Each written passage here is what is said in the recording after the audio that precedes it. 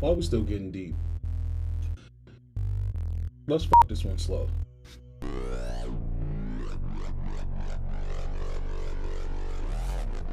What's poppin', gang? It's your boy Pastor JB here, and we are here with another episode of the ThatsThatOnThatPodcast.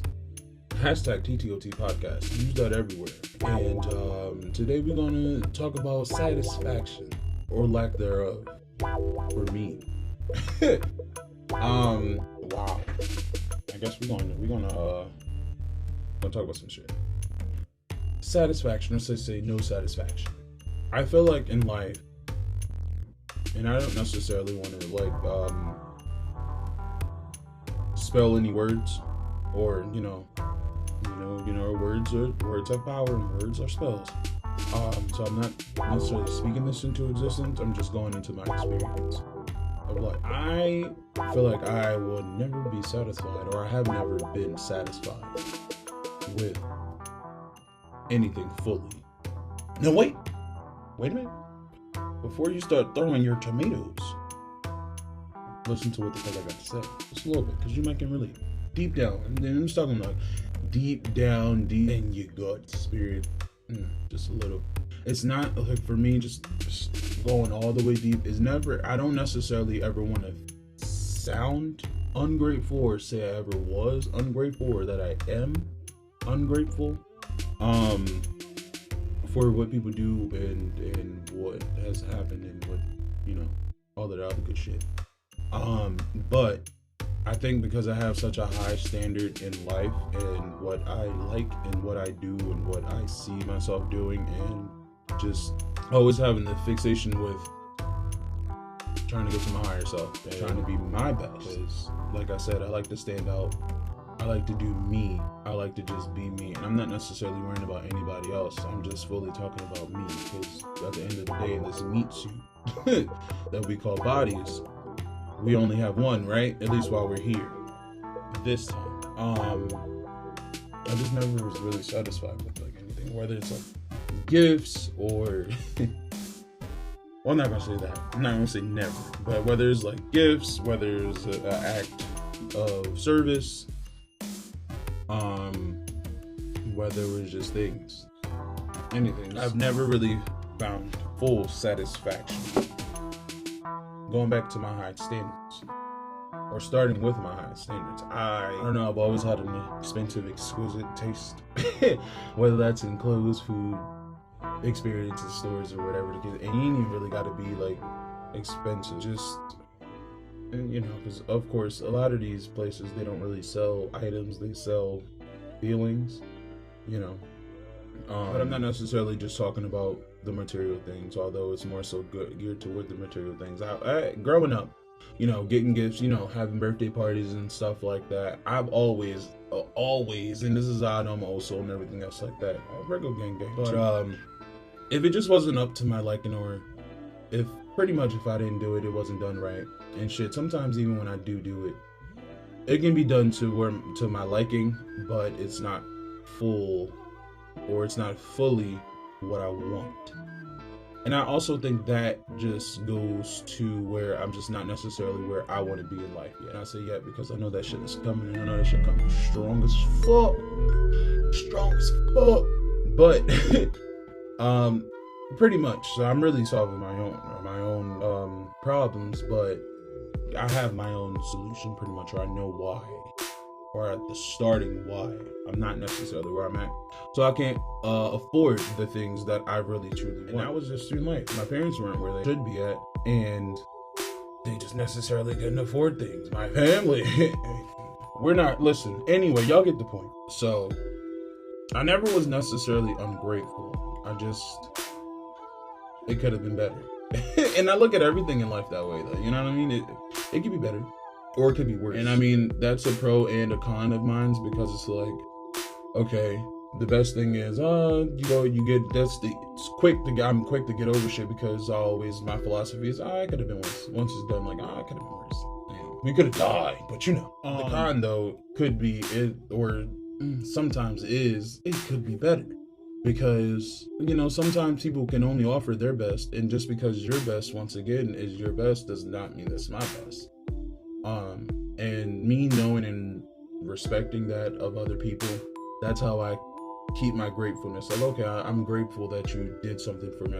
I'm grateful that you at least went out your way to, do something nice or whatever the case may be. I'm always grateful for it. I just like, this the bougie side of me just really just flares up. It's like, ugh, this could be better, you broke bitch. What are you doing? But I don't know. This is more so of a little thing piece.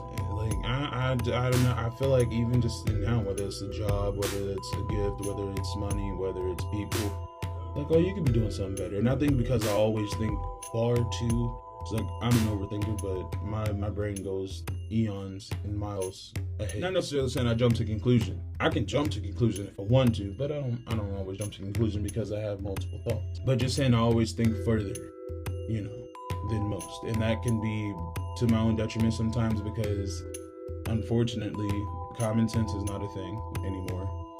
And what's common to me isn't common to you, and vice versa. You know what I mean? And just respecting where people are in life as humans. But it's like, what are we, or should I say, what are you doing? And it's also to not from a judgmental standpoint. It's not that I look down on other people, because I don't. Or it's not that I think everything that I do is better, or whatever the case may be, because it's not. I mean, for me, but everybody should feel that way about their personal shit. If you're doing something to the best of your ability, you should know that this is my best. I don't really give a fuck about what other people's best is, because this is for me, not for you. But you can enjoy it too. But this is for me, not for you. But it just pretty much was like, okay, cool. It was alright. This was nice, but you could do more, or you can do better. And I also, and this is just for the people that I love and the people that I surround myself with, when I decide to surround myself with them, I want everybody to do great. So when I feel like, and this is just personal preference, which is, once again, is a me problem, but when I feel like you could be doing more, you could do better, or something could be better, and this is not even just for me, because I'm always looking out for you, because I always want somebody to have I always have the best interest in my heart for the people that I love. I think you can do more, or this could be different, or you could do this. I often have to chin check myself and be like, yo, that's what you think, not necessarily what they might feel. So they could have done this to the best of their ability, and that's just them, you know what I mean? And once again, going back to respecting that, everybody's different. Everybody has their own personal opinions on what their best should be, or what the best is. But get it together, y'all motherfuckers. I'm just like, just a little bit. But I'm also, in life is teaching me too that everybody's experience is different. We can all go through the same shit and still have different experiences, because experience is personal. And of course, it is a spectrum of your reality. We're really digging deep into like the no satisfaction part. I don't know. Maybe I need to call a Yama or somebody, because I still haven't figured it out as to why because I've always felt that way.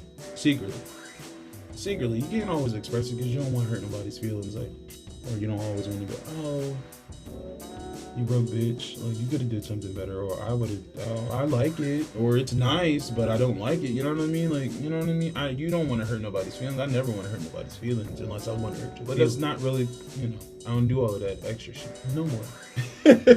But, you know what I mean? I don't intentionally want to hurt anybody's feelings unless you intentionally try to come for mine. And that was younger me, shall I say, because I don't really give people the energy nowadays. It's all about self-preservation, energy preservation. You gotta use your energy for shit that you like. People that you like.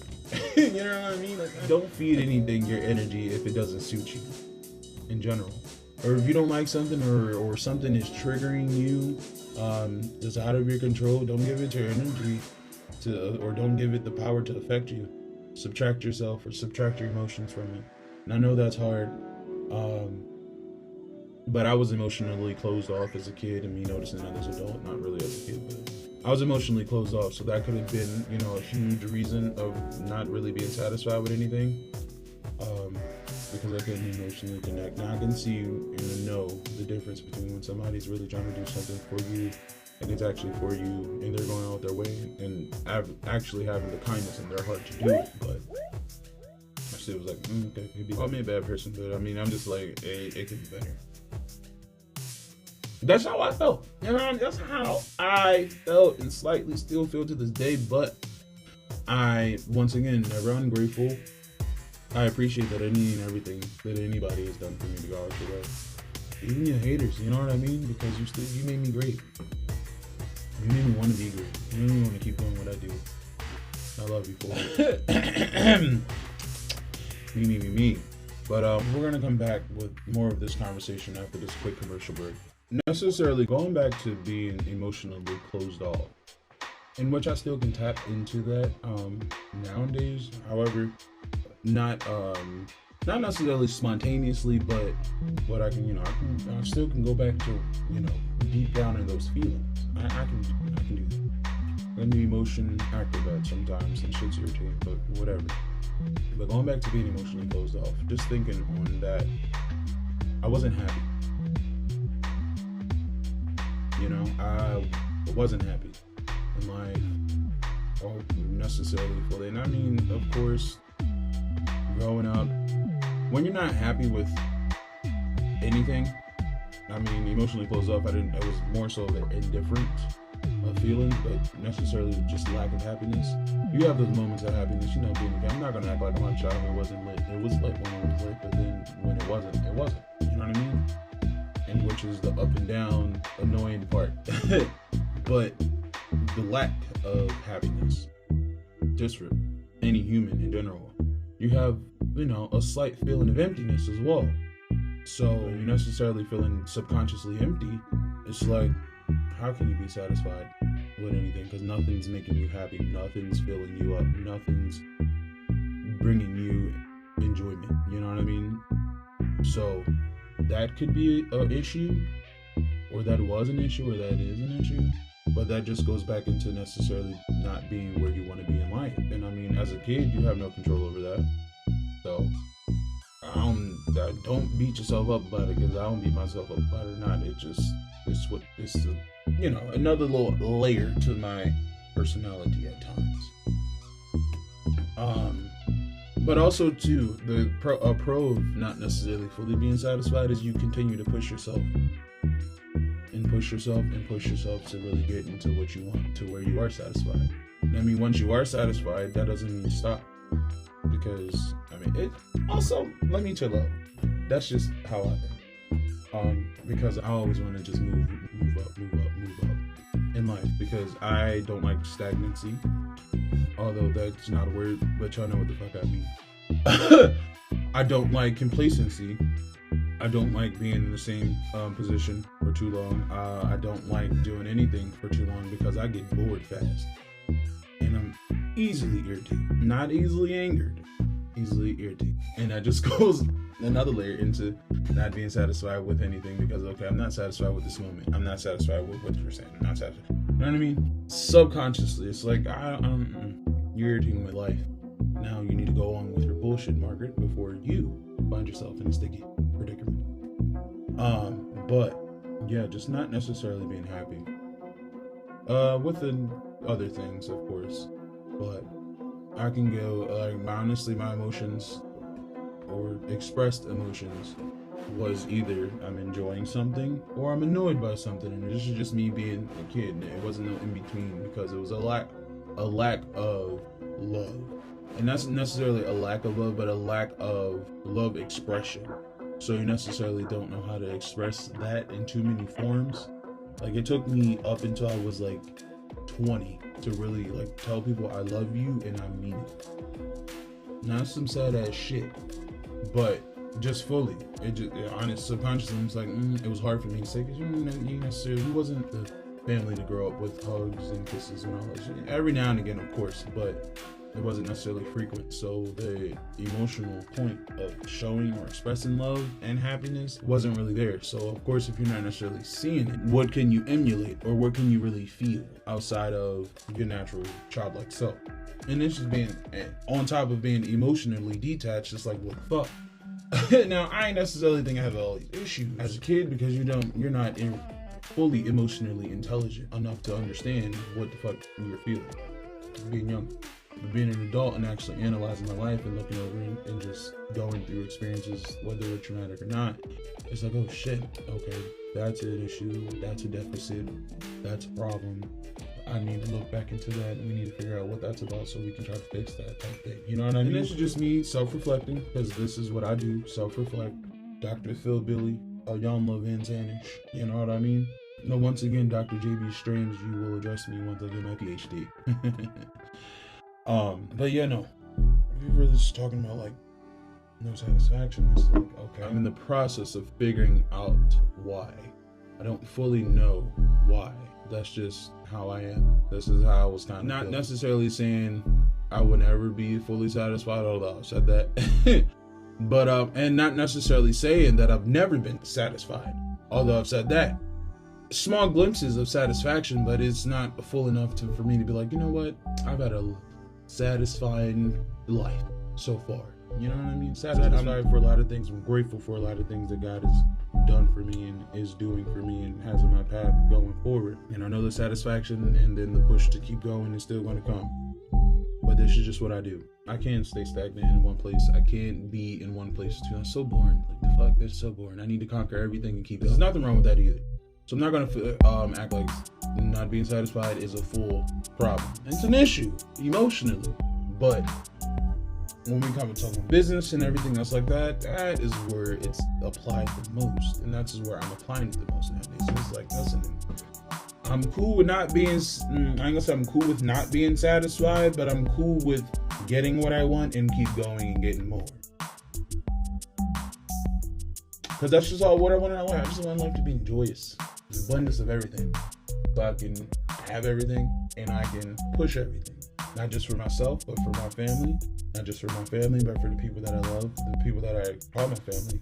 That's not necessarily blood. And when I say my family, I mean my immediate. Stan. And some of them. Stan. But you know, just I definitely am going to get into philanthropy. I do what I can nowadays with what I have, but when you have more, you can do more. So more is coming as long as my foot is forward. But yeah, no, I know y'all probably tired of me singing, but I know y'all enjoy these vocals stuff. Just a little bit.